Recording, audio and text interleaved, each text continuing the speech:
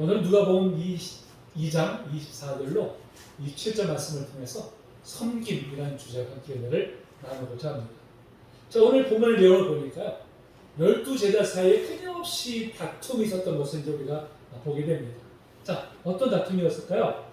24절에 보니까 그들 사이에 그중 누가 크냐 하는 다툼이 나는지. 그러니까 서로 내가 더 높다, 내가 더 높은 자리를 찾아야 된다, 내가 더 많이 가져야 된다. 예수님을 3년 동안 따라다니는 제자들임에도 불구하고 여전히 그들 안에는 탐욕이 자리 잡고 있었죠. 탐욕. 지금 이제 특별히 예수님께서 예루살렘성에 올라가시면 십자가에 달리신 이제 그 일을 지금 앞두고 있어요. 예수님께서 몇 번이나 제자들에게 이제 인자가 대제사장들에게 팔릴 것임을 분명히 예언하셨습니다. 근데 제자들에게는 그런 말씀이 들어오지 않는 거예요. 그들에게는 오직 예수님께서 예루살렘에 올라가시면 하면 저 로마를 쫓아내고 우리의 왕국을 건설할 것이다.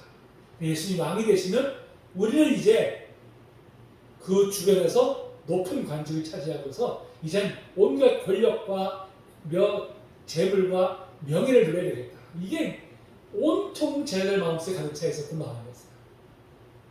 그러니까 예수님이 아무리 몇 번에 걸쳐서 내가 십자가를 지러 간다고 하더라도 귀에 들어오지 않는 거예요.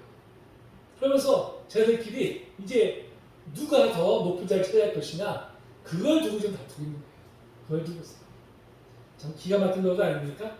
참 예수님을 3년 동안 따라다니면서도 여전히 변하지 않는 바로 이 제자들의 모습을 보시면서 이제 좀 있으면 십자가를 지셔야 되는데 여전히 그렇게 변하지 않는 제자들의 모습을 보시면서 얼마나 안타까우실까요? 근데 비단 제자들만 그러겠습니까? 여러분, 우리도 마찬가지잖아요. 신앙생활을 수십 년 했다고 하면서도 여전히 변화되지 않는 우리의 모습, 여전히 내가 높이 말하려고 하고, 여전히 내가 나타내려고 하고, 여전히 내 뜻대로 뭘 휘두르려고 하고 하는 이런 모습들이 우리 얼마나 많이 찾아왔겠습니까? 그런 모습을 주님께서 보실 때 정말 얼마나 안타깝게 생각하실까요? 얼마나 안타깝게 여기실까요? 바로 오늘 이 제자들이 여전히 이렇게 변하지 않는 모습을 가지고 누가 서로 높은 자리를 찾아갈 것이냐 놓고 이제 다투고 있었습니다. 자, 그런데 이제 예수님께서 그들에게 이제 뭐라고 말씀하십니까? 자, 이방인의 임금들은 그들을 주관하며 그 직권들 은이나 칭함을 받느라 그랬어요. 이방인의 직권자들, 그들은 높임 받기를 원한다는 것이죠. 높임 받고 다른 사람들을 막 부리려고 하는 그런 위치에 있으려고 한다는 것이죠. 그것이 바로 세상의 이제 지도자들이나 통치자들의 바로 이제 모습이라고 하는 것입니다. 자, 그런데 20절에 뭐라고 말씀합니까? 너희는 그렇지 않을지니 그랬어요. 너희가 누굽니까? 예수님을 따르는 제자들이죠. 비단 여기 12제자만이 아니라 바로 오늘날 지금 여전히 예수님을 믿고 따르는 바로 우리들에게도 바로 똑같은 교훈을 주고 계신 것이죠. 너희는 그러지 않는다는 거예요. 세상이 아무리 그렇다고 할지라도 세상의 그런 풍습에, 세상의 그런 모습을 우리가 쫓아가서는 안 된다는 것입니다. 그럼 어떻게 될까요? 너 중에 큰 자는 젊은 자와 같고 다스린 자는 섬긴 자와 같겠지니 그랬어요. 무슨 얘기예요? 높이 있는 사람이 있어. 높은 사람이 있어 어떻게 해요? 오히려 더 섬기는 자를 써야 하는 것이죠. 섬기는 자리로 이제 가야 한다는 것입니다. 바로 누가 손을 보이면서요? 27절 하면 보니까 나는 섬기는 자는 너희 중에 있다 했습니다. 예수님께서 이 땅에 어떻게 됐어요? 나는 섬기를 받아온 것이 아니라 섬기러 왔노라고 말씀하셨잖아요. 섬기러 왔노라. 심지어 성육신까지 하셨고요. 하나님께서 심지어 십자가에 자신을 다 내어주시는 그런 섬김의 본을 우리에게 보여주셨습니다. 예수님께서는 자신이 친히 그것을 보여주시면서 우리에게도 높임 받으려고 하지 말고 오히려 세상을 섬기는 자를, 다른 사람을 섬기는 그런 낮은 자의 위치에 있으라고 우리에게 말씀을 하고 있는 것이죠. 그것이 바로 주님을 따르는 제자의 다른 모습임을 분명히 우리에게 이제 말씀해 주고 있습니다. 사실 예수님께서는 이 땅에 오신 성육신 자체가 낮은 자세로 섬기기 위해서 오셨잖아요. 어떻게 창조주 하나님께서 피조물의 모습으로 올 수 있습니까?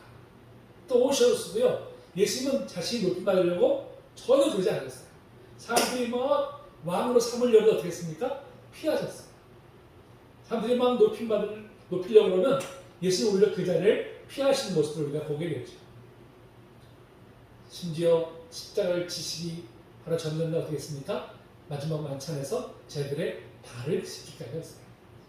가장 천한 종이나 했었던 바로 그 일을 예수님은 몸소 실천하셨죠. 왜 그렇게 하셨다고 했습니까?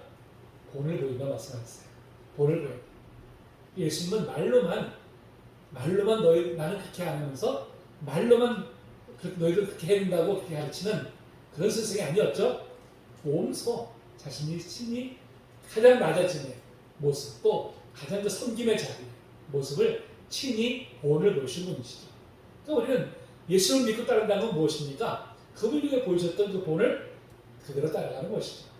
그것이 바로 예수님을 따라가는 바로 이제 우리가 마땅히 행해야 될 바로 이제 그런 모습인 줄로 믿습니다.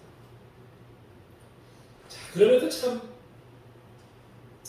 오늘날 교회 안에서 참 우리가 너무나 참 반대적인 모습들을 우리가 너무나 많이 보게 되잖아요. 그렇죠? 섬기려고 하기보다는 낮은 자리에 있기보다는 섬김을 받으려고 하고 낮은 자리에 있기보다는 더 높은 자리에 있으려고 하고 단생에 나를 주목해 주지 않으면 그것 때문에 시험이 들었다고 하고 단생에 나를 인정해 주지 않으면 그것 때문에 시험 들어가가지고 불평을 하고 심지어 교회를 불나게 하고 심지어 교회를 떠나는 이런 일들까지 참 서슴지 않는 모습을 보면서 참 우리가 그런 모습을 볼 때마다 과연 저 안에 갖고 있는 신앙의 본질이 무엇인가 믿음의 본질이 무엇인가 하는 것을 우리가 이제 다시 한번 생각을 하게 됩니다. 자, 그럼 우리가 이제 섬김의 자세를 어떻게 해야 되는가? 자, 베드로전서 4장 9절에서 11절에서 이렇게 말씀하고 있어요. 서로 대접하기를 원망 없이 하고 각각 은사를 받은 대로 하나님의 여러 가지 은혜를 맡은 선한 청지기같이 서로 봉사하고 만일 누가 말하려면 하나님의 말씀을 하는 것 같이 하고 누가 봉사하려면 하나님의 공급하시는 힘으로 하는 것 같이 하라. 이는 범사에 예수 그리스도로 말미암아 하나님이 영광을 받으시게 하려 함이니 그의 영광 권능이 세세에 무궁함으로 있느니라. 아멘. 바로 이 말씀이 섬김의 자세가 어떻게 되는지를 분명히 우리에게 말씀해 주고 있어요. 자,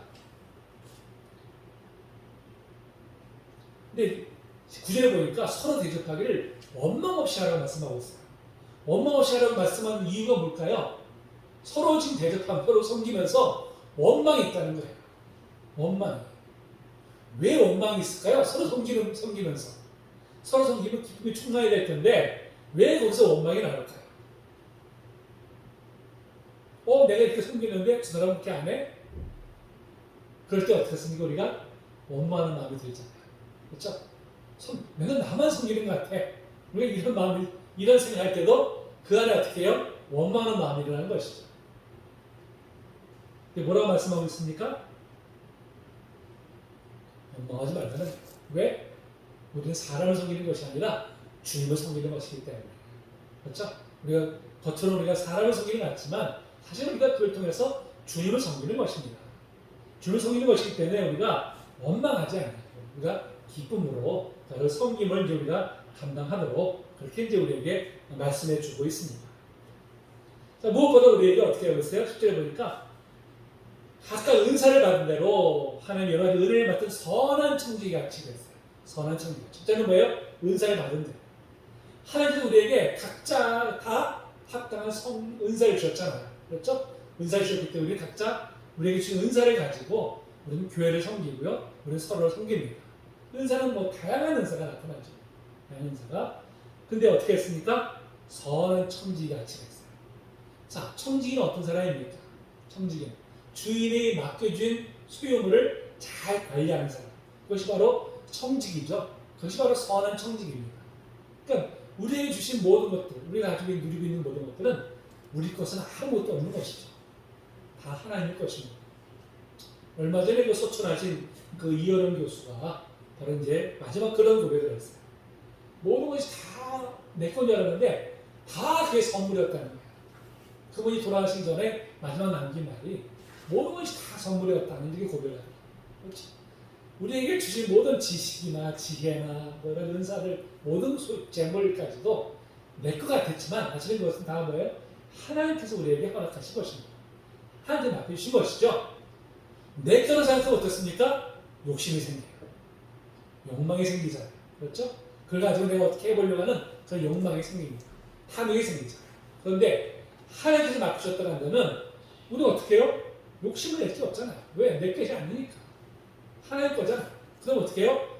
내 뜻보다는 하나님 뜻대로 그 맡겨주신 걸 가지고 우리가 잘 사용을 해야 돼요. 바로 그렇게 그런 선한 섬기기처럼 어떻게 해요? 서로 섬기라는 것입니다. 하나님께서 주신 은사를 가지고 우리가 서로를 섬길 때 그것이 정말 아름다운 하나님의 나라가 바로 이제 이루어지게 되는 것이죠.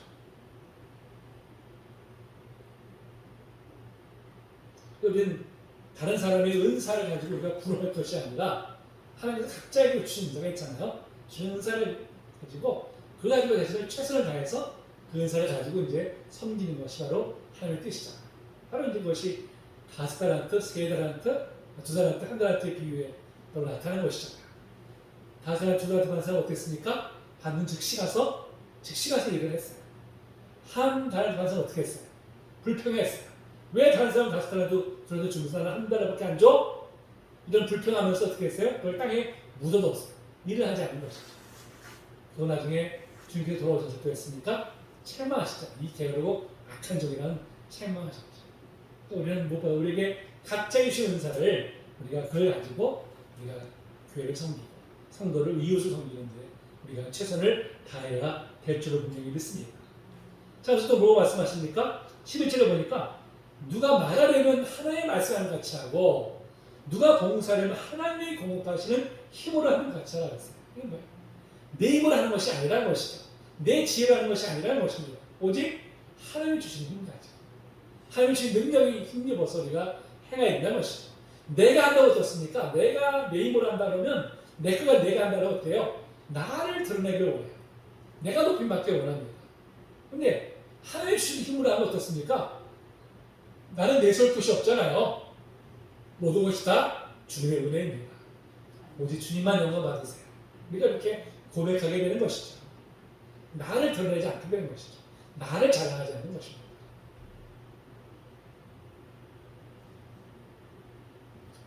근데 우리가 참 이렇게 말씀을 드리지만 참 그렇게 하기에 정말 어려운 게 바로 우리 속성 아닙니까? 그렇죠? 우리가 정말 나는 낮아지고 주님을 닮기를 원해서 정말 그렇게 섬기를 원하지만 어느새가 모르게 불뚝불뚝 또 내 안에서 그 욕망이 솟아나요. 내가 높임 받고 싶고 내가 모든 사람들한테 인정받고 싶고 다른 사람들한테 내가 막 내 뜻대로 모든 걸 막 움직이고 싶은 그런 욕망이 우리가 불뚝불뚝 일어나요. 여전히 우리 안에는 그런 욕망이 살아있습니다. 어떻게 해야 돼요? 그것을 기도해야 되죠. 성령이 우리가 은혜를 구해야 되죠. 성령께서 그것을 얻게 할 수 있도록 내 힘으로는 안 되니까 성령께 우리가 그것을 이제 맡기 간구하는 것입니다. 그러면 성령께 역사하세요. 성령께서 우리가 그것을 누를 수 있도록 억제할 수 있도록 우리에게 바로 그런 은혜를 분명히 주실 줄로 분명히 우리는 믿습니다. 자, 근데 요한 3서를 보니까요. 섬김의 그 두 가지 모델이 나와요. 두 가지 모델. 요한 3서에 보니까 가이오라고 하는 장로가 있고요. 그 다음에 이제 디오드레베라는 장로가 나와요. 자, 이 가이오라는 장로는 바로 나그네들을 잘 섬겼던 바로 이제 그런 사람으로서 굉장히 칭찬을 받은 바로 이제 그런 사람입니다. 그 당시에는 이 순례 전도자들이 많이 있었어요. 순례 전도자들이. 각 지역을 다니면서 가서 이제 복음을 전하는데 뭐 가진 게 없잖아요. 가진 게 없으니까 어떻게 합니까? 그 지역에 이제 그 가정교회에 들어가서 가면은 가정교회에서 이제 그들을 잘 대접을 했습니다. 그들은 다시 이제 또 힘을 얻고 또 다른 지역에 가서 이제 복음을 전하고 이런 이제 나그네들이 많이 있었어요. 그러니까 지금 이 가이오는 자신의 재산을 가지고 재물을 가지고 바로 이제 그런 분들을 이제 잘 섬겼다. 그래서 이제 칭찬을 받은 사람입니다. 반면에 디오드레베는 어떻게 했느냐? 으뜸되기를 좋아했다고 성경이 기록하고 있어요. 으뜸되기. 남보다 또 높임받고 자기 주관 뜻대로 그냥 막 기도하고 싶은 거예요.